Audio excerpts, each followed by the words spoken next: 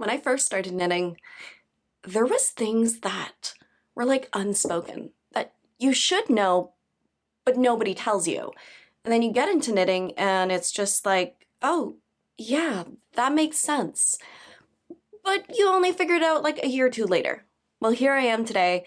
I am sharing with you guys the top things that I wish I was told when I started my knitting journey. Hello friends, and welcome back to my YouTube channel. Today we are going to be going through my top things that I wish I knew when I started knitting. And this is going to be a lot of fun. I've been wanting to do this video for a while and more of this type of content. So if you like this, make sure you like and subscribe and let me know at the end, what are your tips that you learned as a knitter going through, if I missed your favorite one or which one did you not know?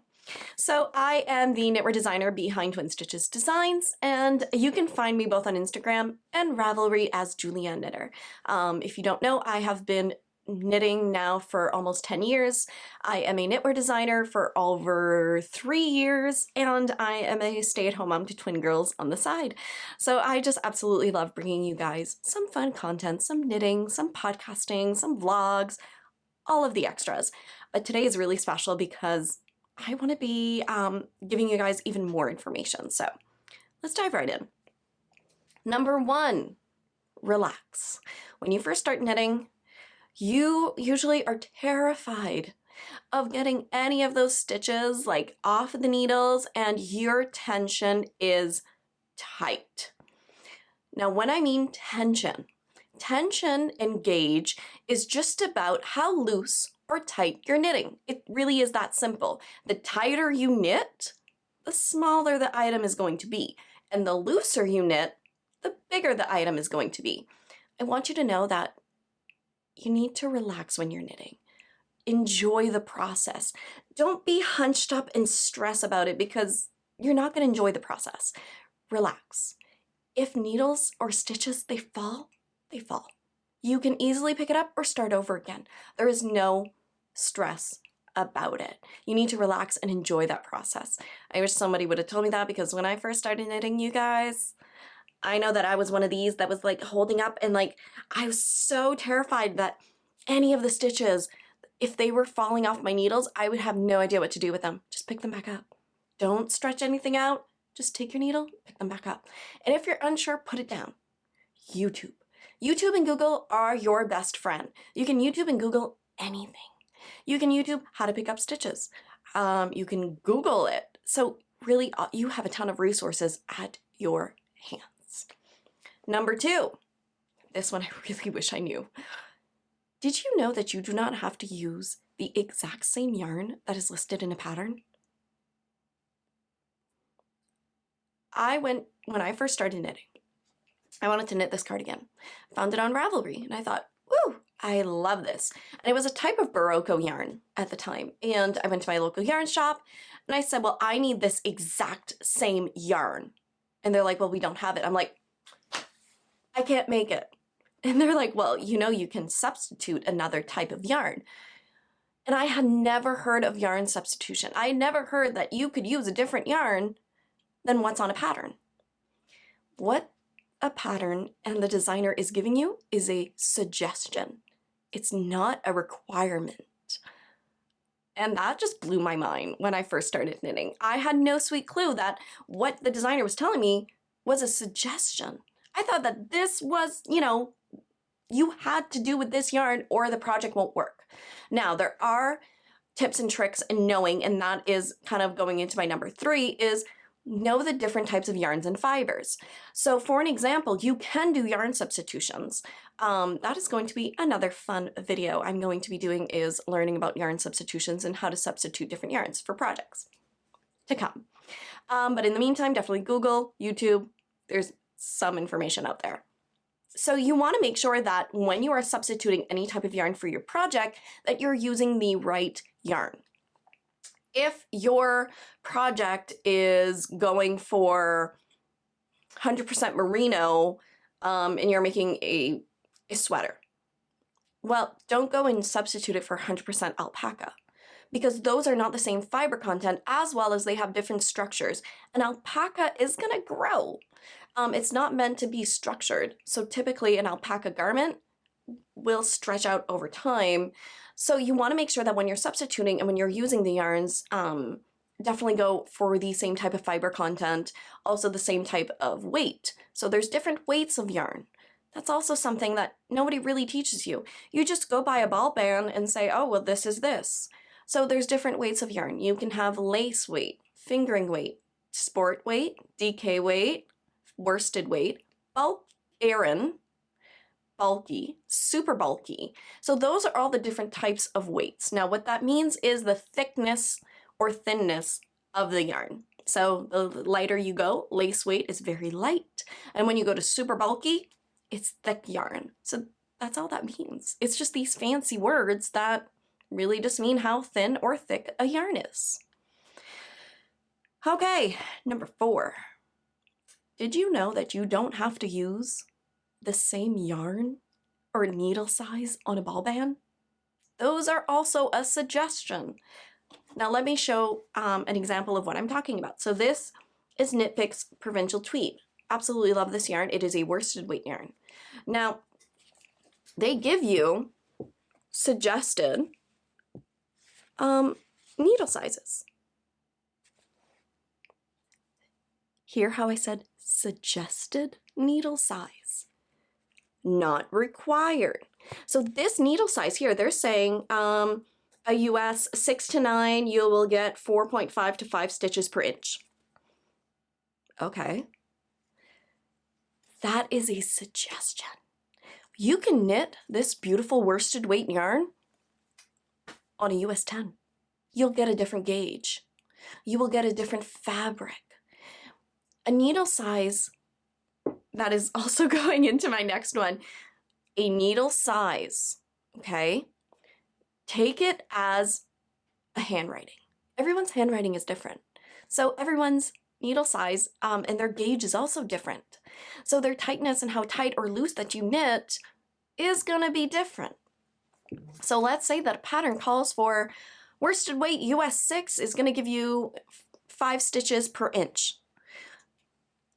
You do not need to go and buy US 6 because you might be using a different size. You might be needing a different size. The pattern is written for the US 6 because that is the designer's gauge. That doesn't mean that it's your gauge. That's the designer's gauge. Gauge is like handwriting. It's all different. So you need to swatch. And as you knit it up, you can see if you like the fabric. You can see if you want it looser, if you want it tighter. You can have fun with your knitting. It doesn't always have to be, you know, this is the size, this is what you do. Have fun with your knitting. Relax and enjoy the process. But yes, instructions on the ball band for the needle size, suggestion. The needle sizes in a pattern, suggestion. Because it does not mean that you will use the exact same needle size for your pattern. When you are knitting a garment, you go to the designer and they're going to say, I used a US 5 and a US 6. And you're going to be like, okay, that's exactly the needles that I need. Have you swatched? Have you figured out that that's your gauge? Your gauge is so important when you're doing certain types of projects. Now, if you're doing a shawl, it'll just turn out bigger or smaller. But if you are doing a garment, a sweater, a cardigan, a tank top, your gauge is going to matter because that is going to define that if your sweater is going to fit. Have you ever knit a sweater and it doesn't fit? Odds are you didn't meet gauge. Gauge is the stitches in the rows per inch. That is crucial when you are doing sorts of things like hats, kind of socks a little bit, sweaters, where the fit is required. So definitely look at your gauge, look at the needle sizes, and go from there. But you don't have to use the exact same yarn, the exact same needle as the designer. Now you may look at a shawl pattern, let's take that for an example, and say, well, they use that, but I really like a tighter fabric. Then do it. Nobody is telling you you can't do it. That is the most fun about knitting, is that you can do what you want. If you want to knit it on a tighter fabric, do it. You will probably use way more yarn when you're switching it up, but you can do it. you can do anything. That's the fun with the fiber arts, is that you can have fun with your knitting, crocheting, whatever you're using. Yeah. Number 5, gauge swatch. Learn about it. Gauge swatch is a swatch, so it is a 4x4.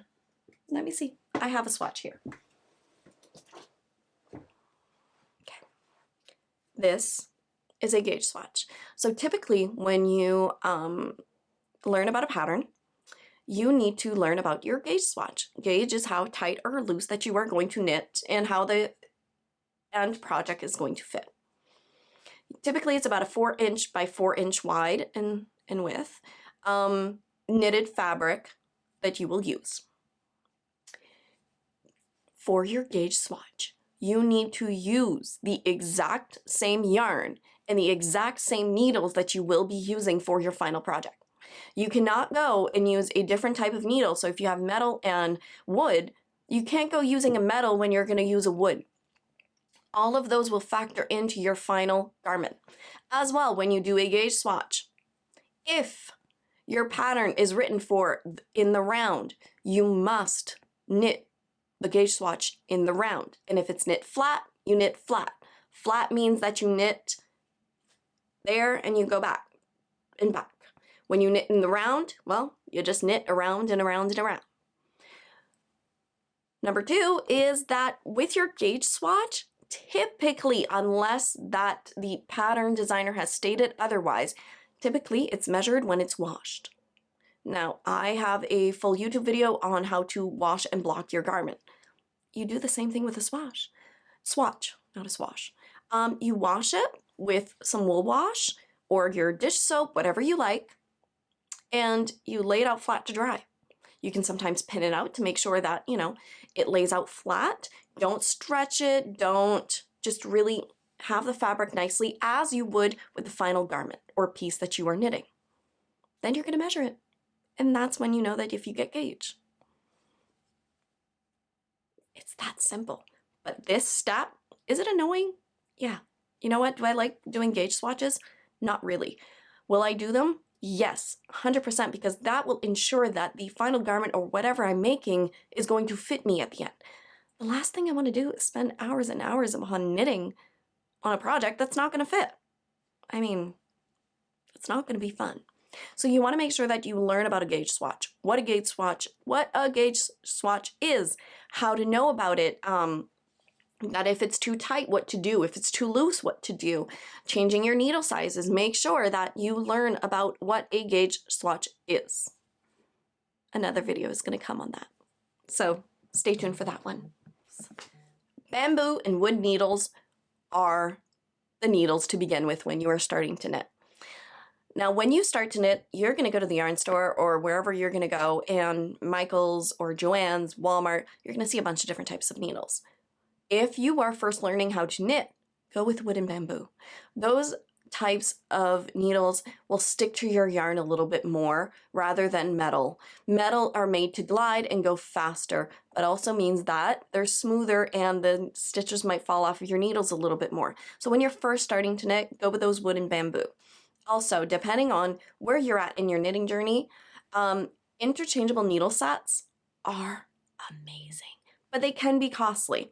So what you want to do is when you're first starting to knit, look, if this is your first project, go to Michael's, go to Joann's, get a random yarn. Don't go for the expensive hand-dyed yarn because you don't know if you're going to really love this craft. And go with one set of needles that you're going to need. Try it out. Relax with your knitting. Do you enjoy it? Do you enjoy the stitches? Do you enjoy the process of knitting? Once you're a little bit further on, I would highly recommend that you invest in a interchangeable needle set. What this is, and I have one here, is that you have different cord types and you have all of these needles. All of these needles are going to make multiple sizes of your cables. So for this example, this is a Knit Picks metal, the Prism. Now they also have wood. You can go with so many different yarn brand companies. I just have this one on hand that I wanted to share with you.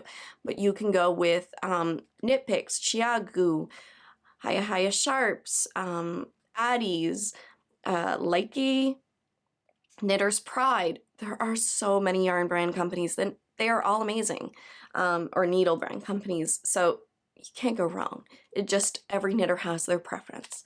So this one, for an example, goes from a US 4 all the way to a US 11, has a 24-inch cable, 32-inch, and a 40-inch.